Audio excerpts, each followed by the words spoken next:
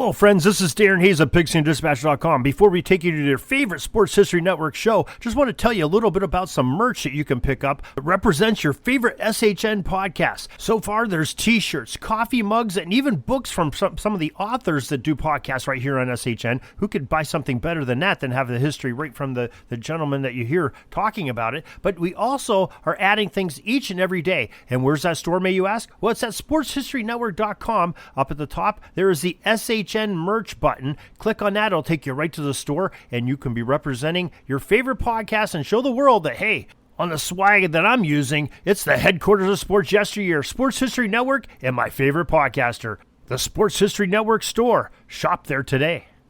This podcast is part of the Sports History Network, your headquarters for the yesteryear of your favorite sport. You can learn more at sportshistorynetwork.com. Hello, sports fans, and welcome to another edition of Yesterday Sports on the Sports History Network. This is part 2 of my conversation with my friend Dave Depoala. So if you didn't yet listen to part 1, you'll probably want to listen to that first. We are discussing Super Bowl 13, a Super Bowl many still consider to be one of the best ever. He said it was the first time. He said it was the first time he almost hit a referee. Benny Barnes. Imagine that. Yeah. That was a horrible call. Absolutely horrible. That led to 7 points. Sure did. Right? Because then they were able to continue. What'd you say? That was a 28-yard penalty. That's huge. That's a huge gain. 28 yards. And then they were able to continue their drive. And then that's when Franco Harris broke off that, I guess it was about a 20-yard run for a touchdown.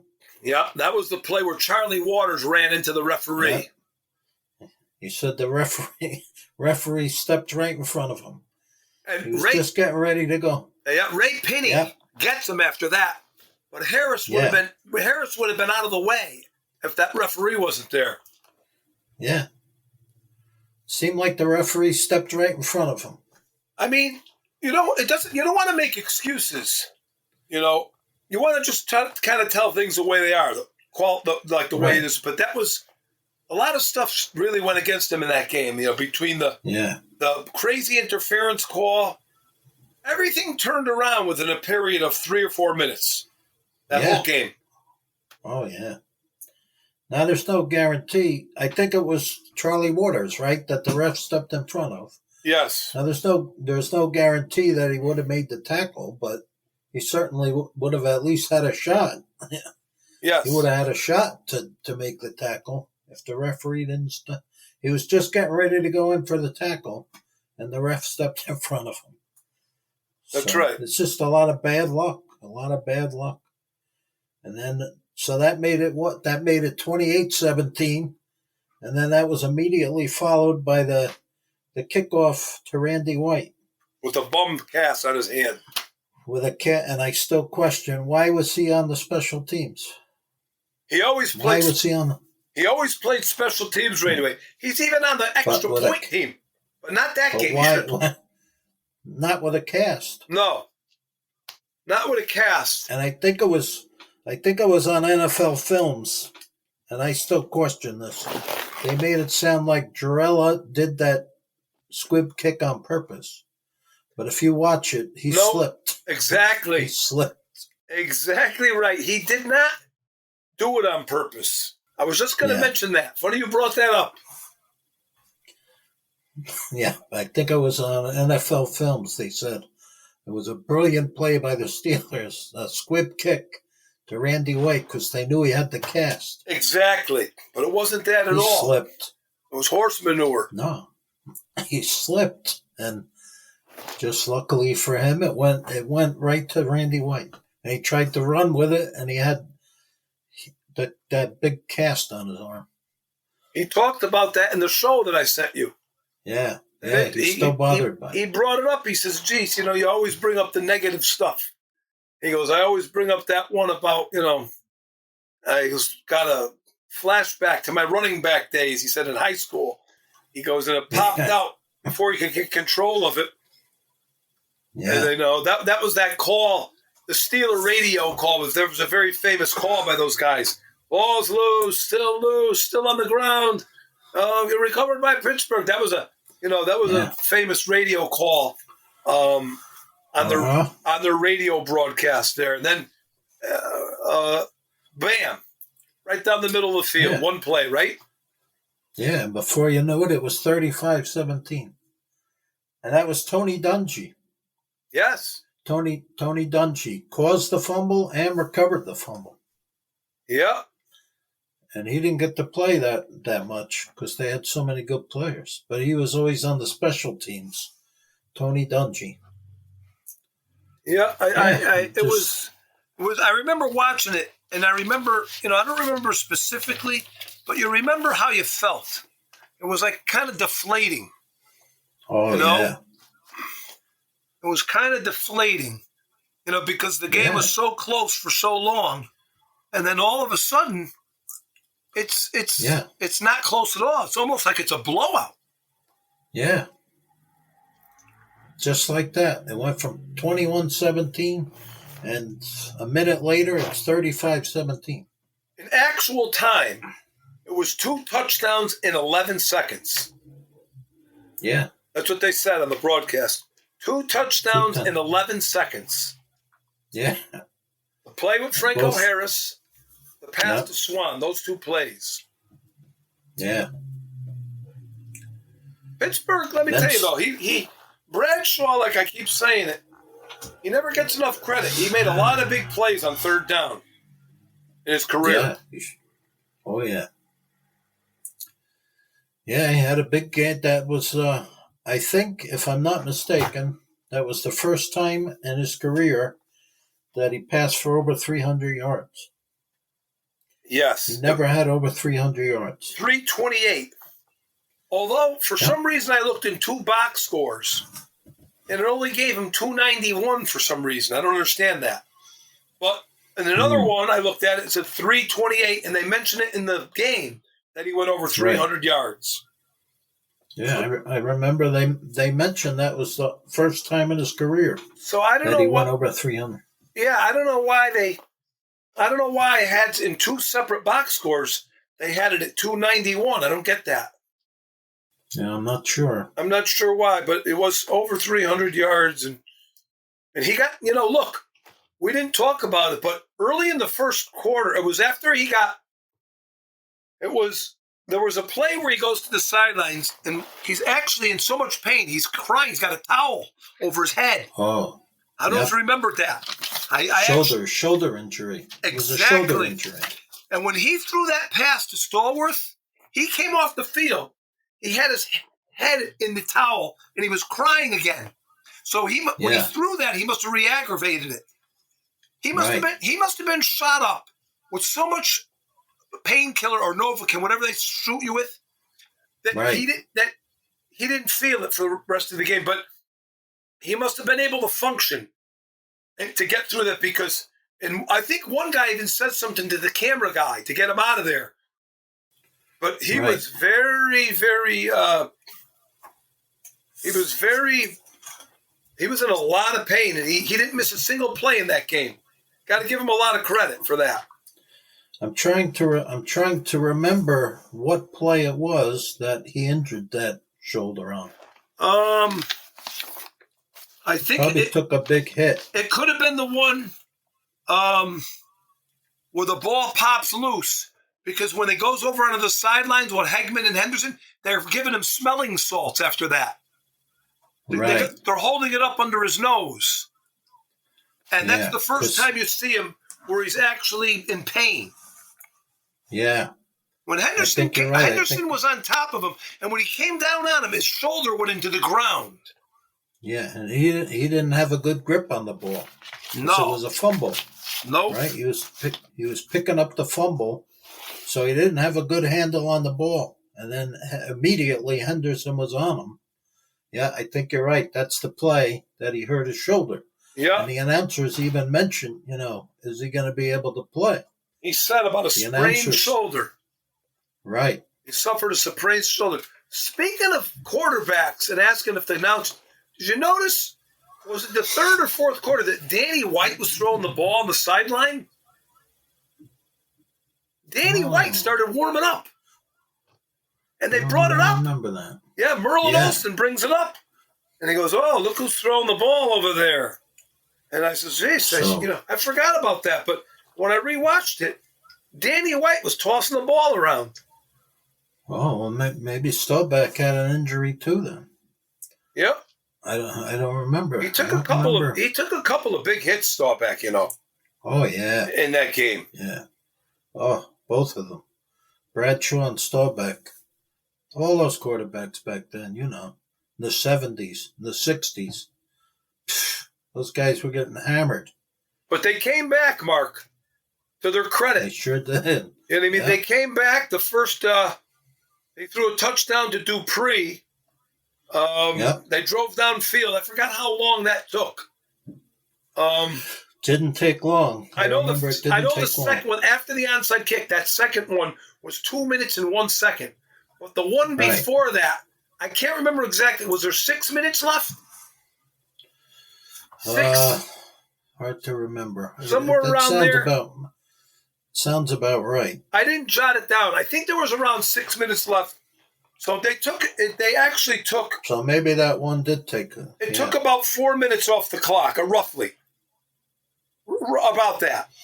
But, I mean. Then they had the onside kick. And that was a perf. Boy, you couldn't have planned that kick better. Right. It went right past Dungy.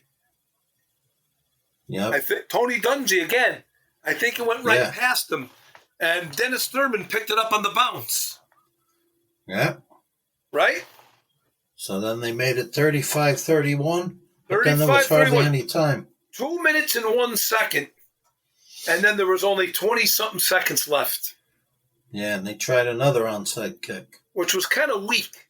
He kicked it straight right into the arms of Rocky Blyer. It was it wasn't even a good bounce to it or nothing. It was like a dribbler.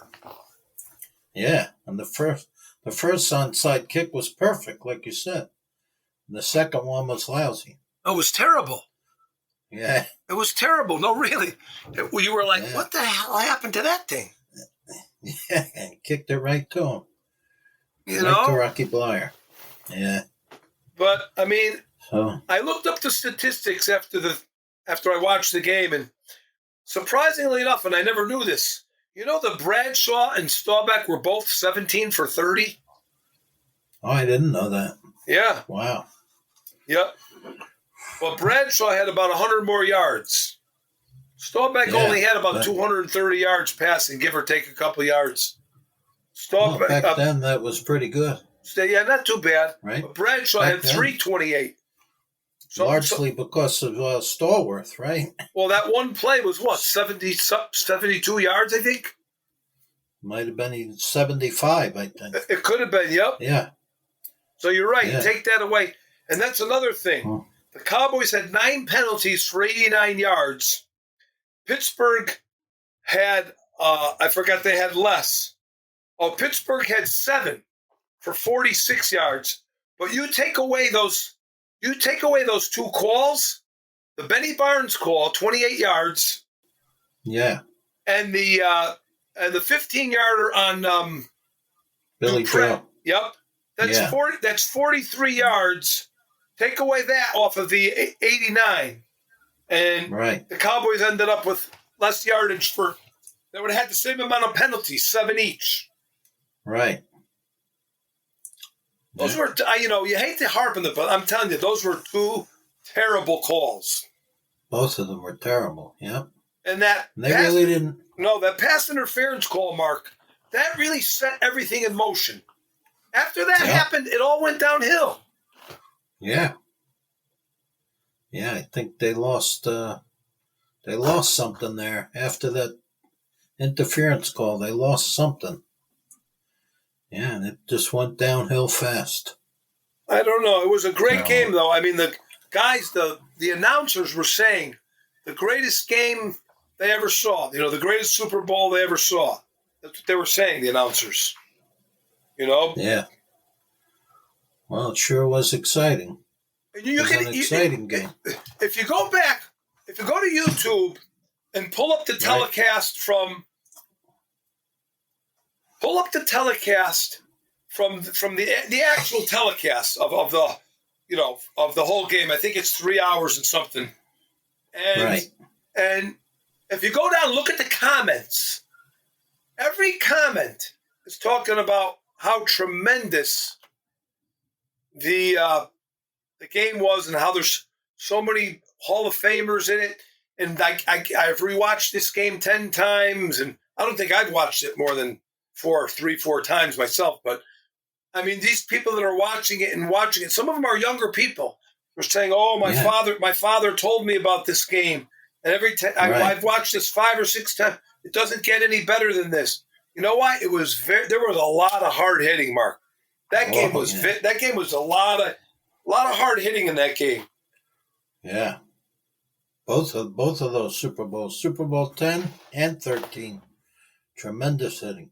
Yeah. Imagine how many penalties in today's game. Imagine how many of those would be called penalties. I think this one was an except. I mean, this one was really, this one I think was just the hits were vicious, some of them. Oh, yeah. Some great.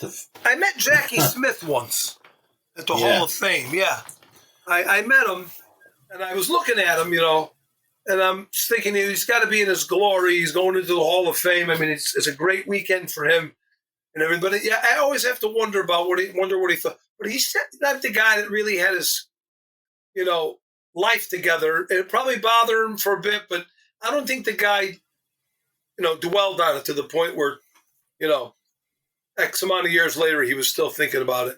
It was one play, and you've seen probably interviews with Staubach. He said, I kind of took something off the ball. I didn't. Right. I could have.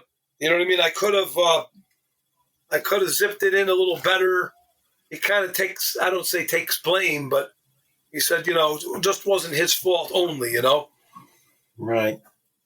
And that guy had such a tremendous career, Jackie Smith. That's probably the only ball he ever dropped in his career. Yeah, he really was. He had retired. He had retired. And Landry, who got hurt? Jay Saldy, I think. Jay Saldy got hurt. So Jay Saldy was out for most of the season. And Landry called Jackie Smith. He said, I need a backup tight end. Do you want to play? And Jackie Smith said, well, this might be my only chance to ever play in a Super Bowl. So he said, yeah, I'll play. And what happened turned into a nightmare for him. He got in when Randy White got into the Hall of Fame. I went for that induction. And right. I remember Randy White saying to him, Jackie Smith, it was a pleasure playing with you that year. He made it a point to bring him up. Which was really nice, and what was it, 18 years he played, Mark? Oh, yeah, he played a long time. I think 18 or... He had to be close to 40 years old in that Super Bowl. Yeah, I think he was at least 39 years old in that Super Bowl. Yeah. Was that his last year, Mark, or no? Yeah, he retired after that. Well, like I said, he retired, and the only reason he came back is because Tom Landry asked him to. And he said, all those years with the Cardinals, I never had a chance to play in the Super Bowl, so this might be my only chance. And he always had some of his biggest games against the Cowboys. You see that one play on NFL Films where he carried half the Cowboys defense. Yes. He scored a touchdown. He was knocking everybody over and carried half the team on his back. Yep. He was a great tight end. Yeah, he was a great tight end before they became really popular for receiving, right? Yeah. Even though he was a good receiving tight end, it was before the tight end became like a popular, almost like a hybrid, in between the guys were, but he was a big guy, Jackie Smith. Oh, he was very big, yeah. Him and John Mackey and Mike Ditka. Yeah. Those were the three top guys, 3 top tight ends. Funny how they picked up Ditka, the Cowboys, late in his career too. Yeah. And he went and played the Super Bowl. Only at least he won, That's right. Because he brings that up in a lot of interviews. Ditka. Yeah. He says that Tom Landry gave me a chance when I didn't even know if I could still play. He goes, right. he was willing to take a chance on me. He goes, and then he gave me a chance to coach. Yeah. He goes, when I didn't even know if I could coach. So he brings that up a lot. Thomas Henderson talked about in that interview too. He talked about Ditka, Super Bowl 12, right? You remember? Right. He said he was on the special teams, and Ditka pulled him aside and said, "Up church." He said, "Yeah, what about Upchurch? Get him, exactly. Take him out." Exactly. And he got penalized. Yes. He got penalized, and he said, "I looked back at Ditka, and he was running. Ditka was running away because he didn't want to get in trouble with Landry." Yeah. He didn't want to get yelled at by Landry. Yeah, he told Henderson. He pulled him aside and said, "You need to get Upchurch. Take him out." That's good. That's good stuff. That's the way it was back then. No, it was tremendous. But it was great to watch that game again. It was disappointing. You watch it and you go, it's one of those things. That's the way it goes. But the comments beneath, if you ever go on there, read those comments because they're really, really, really good. Yeah. Yeah, it was a tremendous game, but disappointing, Yeah, they ended up on the short end of the stick again.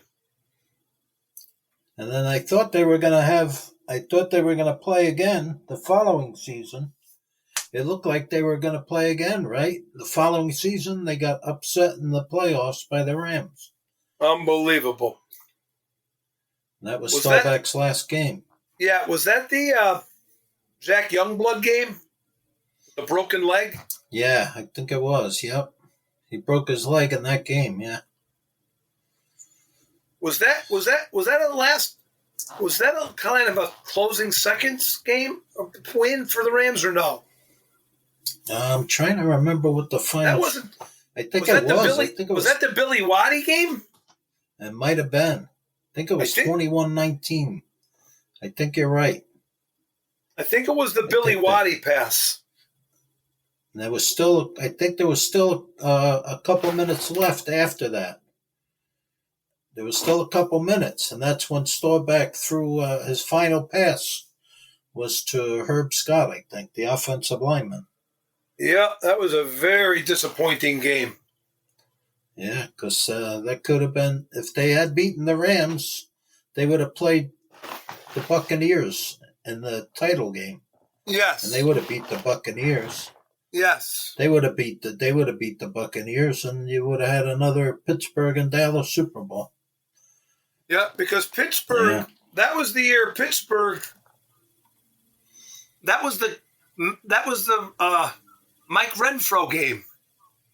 That's right, against Houston. Another call that went their way. Yeah. Right? The replays clearly showed he had both feet in. Yeah, that was. The referee said no. That was the big. That's when talk of instant replay really started. Yeah, you're right. After that game, and you brought it up earlier. That play with Benny Barnes, you talked about incidental contact. I didn't know this. I read about that play. It was an article. It was called "The 5 Worst Calls in Dallas Sports History." Not Cowboys, but Dallas sports, Mavericks, baseball, whatever. That obviously play was in there, and they said that led to the incidental contact rule. That play. I believe it. Yeah. I didn't know that. Yeah. I never knew that. Yeah, I believe that. That was a terrible call. No, it was a different. And then they ended up beating the Rams. That game was a little closer than people think, that 79 Super Bowl. that Pittsburgh won. Oh, They yeah. didn't really pull away to the end. The Rams gave them a good game. And that Rams team, that always kind of struck me. All the great teams that the Rams had, right? And they could never get to the Super Bowl. They always lost to Minnesota or Dallas. They would have, like their regular season, they were like 12-2 almost every year. 12-2, 12-2. And then they would always lose to either Minnesota or Dallas. And that year, they finally made it to the Super Bowl. They were 9-7 in the regular season. Unbelievable. I remember that. 9-7. I remember a kid calling me up. I ended up going to work that night. I ended up going up to the ice cream store. We didn't own it yet. I was just working there. Right.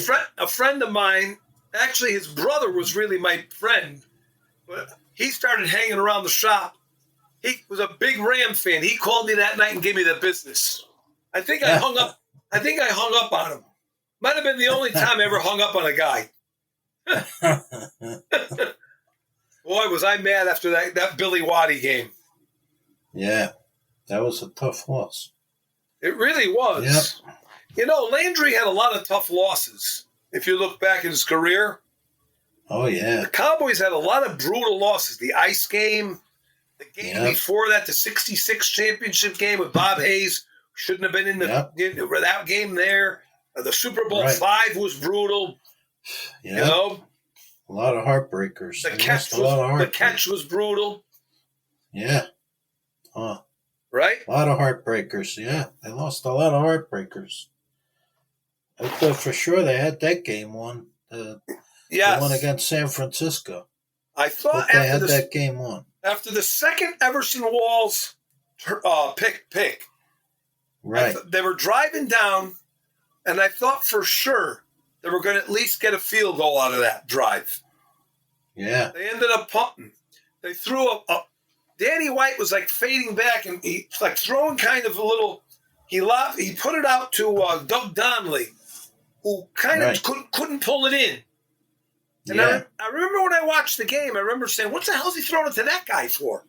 But my buddy ran a golf tournament here in Waterbury, and for some reason, I don't know why, this is a huge car dealership that he works for, a buddy of mine. And his contact man for this golf tournament, you're not going to believe it, was Doug Donnelly. So he gets him on the phone, and he calls me up with the guy on the other end. Donnelly's on the phone. Yeah. And I says to him, geez, I hate to bring this up, I says to you, but I says it was a kid when it happened. It's still bothering me. I said, if you caught that ball, I said, we would have we were almost in field goal range at that point. We would have went another 10, and we would have definitely kicked the field goal. He goes, I had a real bad shoulder that year. He goes, and I just couldn't quite haul it in, Yeah. And he goes, he started laughing. He goes, what the hell are you bringing that thing up for? He goes, I said, I'm on the phone with you. I said, the perfect opportunity. So, but, he was pretty good about it. And then I spoke to him one more time after that. I didn't bring it up again. I was asking him how he got drafted, what he thought about getting drafted by the Cubs. I think he played for Ohio State, Doug Donnelly. Uh-huh. I think so. And he was kind of like there was Golden Richards and then there was him. Like it was like easy to kind of mix them up. They were both white guys, both playing receiver, and like one right after the other. I think they both even had the same number. Wasn't Golden Richards 83? 83, yep. Number 83. So was Donnelly. Yeah. That game would have been over. There would have been no catch. There would have been no drive like that. Yeah. Well, and then there was the Drew Pearson, who was that corralled him? He got him by the back of the jersey. He pulled him down, you're right. What was his name? I can't remember. Was it Dwight Hicks? No, it was the other one. Yeah. Dwight Hicks though was in that backfield. It was Ronnie Lott, Dwight Hicks, and there was two other guys. And one of them he got pulled down by, just barely got him. And if you look at the next play when Danny White fumbles. Right. Go rewatch that. Danny White runs up to the referee, and he's telling him, my arm, he's making this with his mouth. My arm is going, the referee doesn't even pay any mind to it. Completely blows him off. So what he's doing is he's bringing up, now I don't know if that was the tuck rule back then, but Danny White is bringing it up. Yeah. He grabs the referee, actually touches him, and he turns him around, and he's making this motion. And what's his name is going crazy, Vince Scully. Right. During the whole thing. But if you watch it again, Danny White runs up to him, puts his hand on the guy's shoulder, and he says, my arm was going, and the guy just completely brushes him off. Yeah. So I don't know if that, you know. I don't think there was a tuck rule back then. Yeah, but he's still talking about something about his arm going forward. He was a smart guy. He was a smart guy, Danny White. Oh, he was a guy that would know about that. You know what I mean? Right. And for some reason, he's bringing it up to the ref. So that was another disappointing game, Mark. Drew Pearson was off for a touchdown. Well, as Hank Stram said in the broadcast, if what's his name didn't grab it, it would have been the Bye-Bye Blues. That's the way Hank Stram termed it. I can't remember his name. I'll get it. The guy that grabbed. I'll get it eventually. My buddies are big 49er fans, the guys that come over on Sundays. But, you know, it'll come to me. Yeah. I know Lawrence Pillars. I know Jim Stuckey, I think, hit Danny White, and I think it was Lawrence Pillars who recovered the fumble. Uh-huh. Or the other way around. They were both involved. Either Stuckey hit him in Pillars, or Pillars hit him and Stuckey recovered. One or the other. You know, but they really, I'm going to be honest with you, that last drive where the 49ers went 89 yards, the Cowboys really got out-coached on that drive. Yeah. Yeah. He was using those short passes. He was using those. And they were running the ball, too. Exactly. They even ran a reverse on that drive. Yeah. Yeah, there was some really good play calling. They had. No, he did. Bill Walsh outsmarted him. He really did. Yeah. Well, I think I don't know if this thing is telling me, I think this thing is telling me my time is up. It's blinking or something? It's doing something, yeah. Okay, I'm seeing an hour and 4 minutes on my thing, so that it'd be about right if it was an hour, right? I'm surprised we got that much, but probably gives you a little leeway. I'm glad it didn't turn off. No, we recapped the thing and we got everything in the. I think we wanted to talk about, and you know. Well, it was a good memories. Not for Cowboy fans, but it was still an exciting game. It was good to talk about it. I mean, the Cowboys they were great. The Steelers were great. You know, that's what ended up happening. You can't win every game. My father used to say that to me. You can't win every week, you know. And I think you mentioned in the last podcast we had, you mentioned that the only time there was a good Super Bowl was when it was Dallas and Pittsburgh. Up till that point, and then Super Bowls continued to get lousy after that. One other thing, too, I forgot to mention, Mark. I forgot about this. The prior year when the Cowboys played Denver in the Super Bowl was the first night game ever. You know, this game went back to 4:15. This was a 4:15 start. And there's a chart. You can look at it. It gives all the Super Bowl times. It went up and down and up and down. It didn't go full-time night until 1991. That was the first game. That was the first time at 6:15, 6:30, and it never went back. But in between Super Bowl 12 and whatever 91 was, I think it was Super Bowl 26. So for the next 14 years, it went up and down. Right.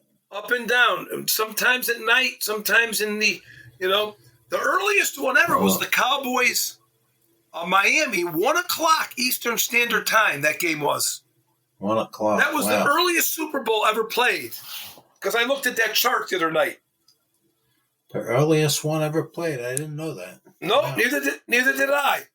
I didn't know that. I remember, though, during the game, Super Bowl VI, they were saying that after the game, some crazy golf tournament, like anybody's going to hear about that. But Right. I guess they did. But, I mean, they said, following the game, something golf on CBS.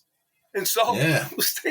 that was like 4:30 or 5 o'clock that was going to come on. Right. But I looked at that chart, and it went up and down like that. And I said, geez, I always thought that after Super Bowl 12, the games were played at night. That was way off. I was off by, like I said, 14 years. Wow. I liked it a lot better when they started the games earlier. Yeah. I don't remember it being that, or I don't remember it being at 1 o'clock, but I do remember after that game was over that we had time to celebrate. Me and my brother were celebrating. Right. We had to go to school the next day. But now, like today, by the time the game's over, you got to go to bed. No, it's crazy. I'm wide awake because I work second shift. Right. But you're right about that. Right. I mean, I don't know. Most people, I liked it better when they started the games early. It's not exciting, it was like when we were younger. It was exciting. It was a lot. It meant a lot to you, Oh, yeah. Especially after the year before when they lost to the Colts. It was that was devastating. When you're only a little kid. Did you see the interview I sent you with Lilly? He brings that up, and he says, something went on there, he says. Yeah. And Randy White asks him, and he goes, oh, you think that was somebody? And he goes, yeah. He goes, that was right in broad view of everybody, he said. Yeah. Dave Manders recovered the fumble. Yeah. And they said, no, he got Colts ball. He got up with the ball and handed it to the ref. He came out of the pile with the ball and handed it to the ref. And they said, Colts ball. And if I'm not mistaken, it would have been 20-6 if they scored. That game would have been over. With the extra point, it would have been 20-6. It was over. Yep. The Cowboys, way their defense was playing. Yeah, they weren't going to. The Colts wouldn't have caught them. No way. No. That game was over. That was a very bad loss for the Cowboys. That was people say, why did he play Craig Morton in that game? And, Staubach had to kind of not come into his own yet. Well, he also expected the running game to dominate as it had all season. Their running game had dominated all season. And in that game, the Colts shut down their running game. They did. Dwayne Thomas only had something like 38 yards rushing. And if you look at those two playoff games, the game against the Lions, he had well over 100 yards. The game against the 49ers, he had well over 100 yards.